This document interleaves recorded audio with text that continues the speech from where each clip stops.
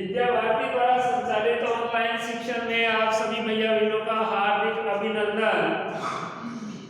परमपिता परमेश्वर से प्रार्थना है कि आप सभी भैया बहन स्वस्थ होंगे।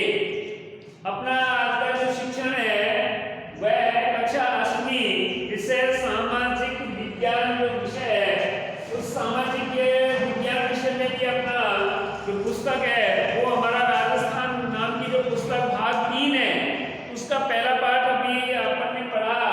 पढ़ने के बाद उसके प्रश्न उत्तर मैं आज आपको यहाँ पर करवा रहा हूँ। वैसे तो प्रश्न के उत्तर सब पुस्तक में दिए हुए हैं, क्योंकि अपना स्तर थोड़ा सा बढ़ गया। अब अपन कक्षा 2, 3, 4 के भैया बहन नहीं है। कक्षा 8 में आने के बाद स्वयं विवेक से प्रश्नों का उत्तर ढूंढना हमारे अंदर क्षमता हो जाती है। लेकिन यहाँ प्रश्न का उत्तर कराने का भाव दोनों है कि हमारे भैया बहनों को अपनी अभिव्यक्ति में समझाना भी और साथ में उसका मिलान भी हो जाए। भैया बहनों ने जो प्रश्नों के उत्तर किए हैं वो सही है या कहीं कोई त्रुटि रह गई। पहला प्रश्न है, निम्न में से हुरडा सम्मेलन, जो अपना पहला सम्मेलन है, हुरडा सम्मेलन की अध्यक्षता किसने की? ध्यान होगा ना, भिलवाड़ा में हुआ था तो इसकी अध्यक्षता की महाराणा जगत सिंह द्वितीय ने। अगला प्रश्न है, रिक्त स्थानों की पूर्ति कीजिए, यानी खाली स्थान दे के उनको भरना है। मराठा शक्ति को सर्वप्रथम खाली स्थान ने संगठित किया, यानी मराठा जो शक्ति थी उसको सर्वप्रथम संगठित करने वाला जो था वो कौन था? शिवाजी थे। दूसरा है, राजस्थान के राज्यों में, राजस्थान के, अब आपके कई दिमाग में मिसप्रिंट हो रहा होगा कि गुरुजी क्या पढ़ा रहे हैं, राजस्थान के राज्य, तो राजस्थान तो राज्य है ही, लेकिन मैंने आपको पहले समझाया था ना, उस समय राजस्थान राज्य नहीं था, सब अपने अपने राज्य थे। जयपुर राज्य था, भरतपुर राज्य था, अलवर राज्य था।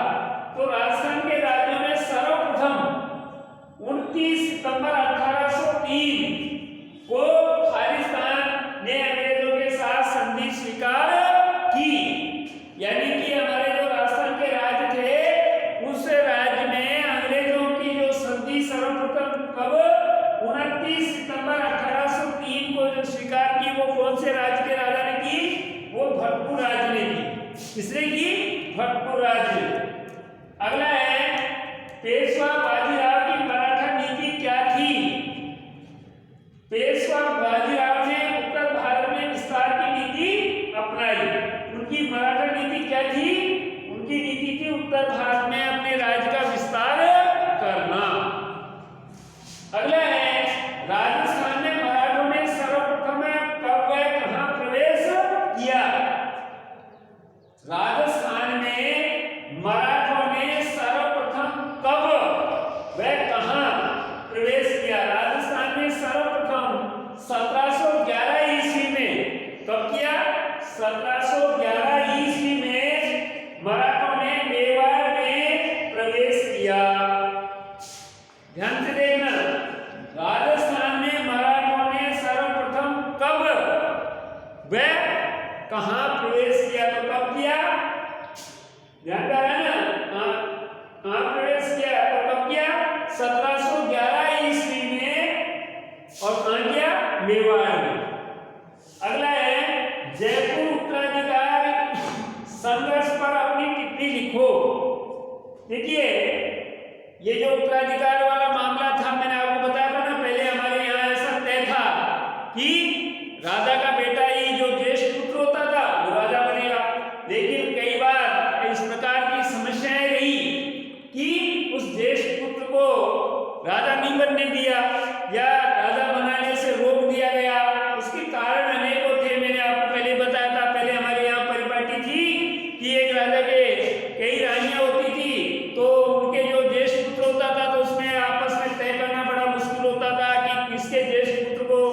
इस प्रकार का संघर्ष राजाओं में होता है। तो ये जो बात है वो जयपुर के उत्तराधिकार के संघर्ष की, इस पर लिखना है। तो वैसे तो पुस्तक में दिया हुआ है, लेकिन एक बार मैं आपको फिर थोड़ा समझा देता हूँ। उदयपुर के महाराणा उदय सिंह द्वितीय की पुत्री चंद कौर बाई का विवाह सवाई जय सिंह के साथ 1708 ईस्वी में हुआ। ध्यान करना, क्या हुआ, उदयपुर के महाराणा थे, उनका नाम था उदय सिंह। ये हमें क्या है थोड़ा समझना पड़ेगा, समझने के साथ यदि समझे तो हमको एक कहानी के रूप में बात याद हो जाएगी। वैसे याद करने बैठोगे ना याद होगा ही नहीं। हमें जब हमें ये विषय जो है वो एक तरीके से हमारा हिस्ट्री इतिहास के रूप में, तो इतिहास के रूप में यदि कोई विषय को याद करना होता है तो उसको एक कहानी के रूप में, एक उसको कथा के रूप में ध्यान करना पड़ता है कि उसमें क्या क्या महत्वपूर्ण बातें हैं जो हमें ध्यान में करनी है। तो पहली बात ध्यान करनी कि वो जो विवाह हुआ वो कहाँ के राजा थे, उदयपुर के महाराणा उदय सिंह द्वितीय की पुत्री, उनका नाम क्या था, चंद्रकुंवर का विवाह सवाई जयसिंह के साथ 1708 ईस्वी में इस शर्त पर, सवाई जयसिंह का जो विवाह है वो इस शर्त पर हुआ कि मेवाड़ की राजकुमारी से उत्पन्न पुत्र ही जयपुर के सिंहासन पर बैठेगा। और 1743 ईस्वी में सवाई जयसिंह की मृत्यु हो गई। क्या हुई, मृत्यु हो गई। तो मृत्यु के बाद क्या हुआ, तब मेवाड़ की राजकुमारी चंद्रकुंवर बाई से उत्पन्न पुत्र माधव सिंह ने अपने मामा महाराणा जगत सिंह द्वितीय के सहयोग से सवाई जयसिंह के ज्येष्ठ पुत्र ईश्वर सिंह को चुनौती दी। उनका ज्येष्ठ पुत्र कौन था, ईश्वर सिंह था। लेकिन मैंने बताया ना जब उनकी शादी चंद्रकुंवर से हुआ है ना, राजकुमारी चंद्रकुंवर से हुई, उस समय ये शर्त तय थी कि इसके गोद से यानी इसकी कोख से जो जन्म लेगा और जो पुत्र ज्येष्ठ होगा वो ही राजा बनेगा। इसलिए उसने क्या किया, उस शर्त को पूरा करने के लिए उनके मामा जगत सिंह के सहयोग से ईश्वर सिंह को चुनौती दी। मराठा सरदार मल्हारराव होलकर द्वारा माधव सिंह का पक्ष लिया गया। किसका पक्ष लिया गया, माधव सिंह का पक्ष लिया गया। और ईश्वर सिंह व माधव सिंह के मध्य राजमहल व बगरू जयपुर के पास नहीं है में युद्ध हुए।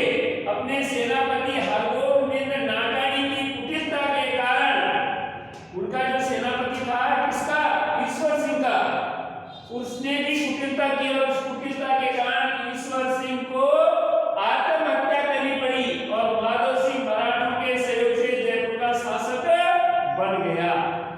ये है जयपुर के उत्तराधिकार की कहानी, टिप्पणी।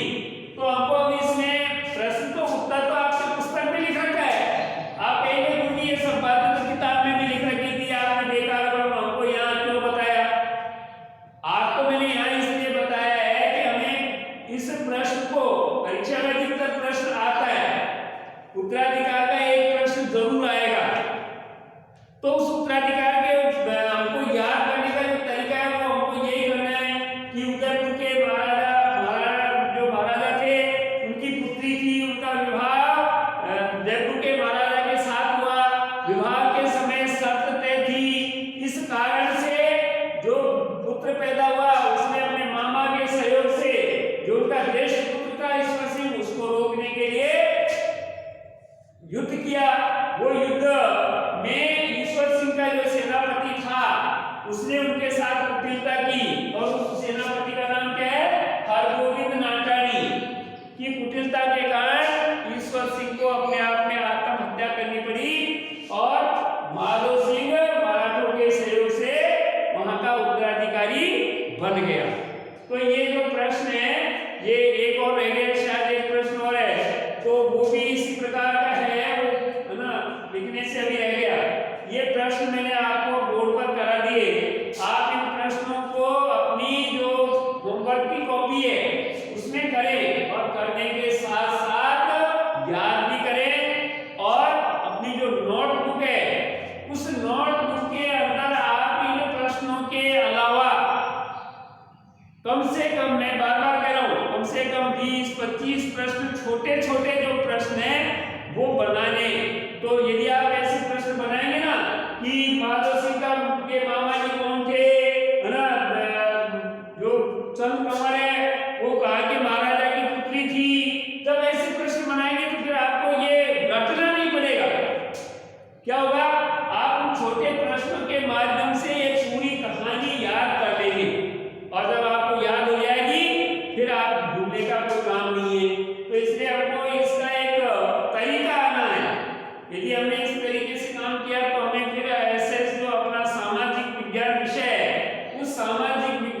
विषय को याद करने में सरलता सुगमता आ जाती है। और यदि हम केवल पुस्तक की भाषा में पढ़ेंगे या पुस्तक की भाषा में हम उसको याद करने का प्रयास करेंगे तो फिर हम पीछे रह जाएंगे। इसलिए आपसे मेरा निवेदन है कि आप इन प्रश्नों को करने के साथ साथ इस प्रकार का कार्य भी करते जाएं।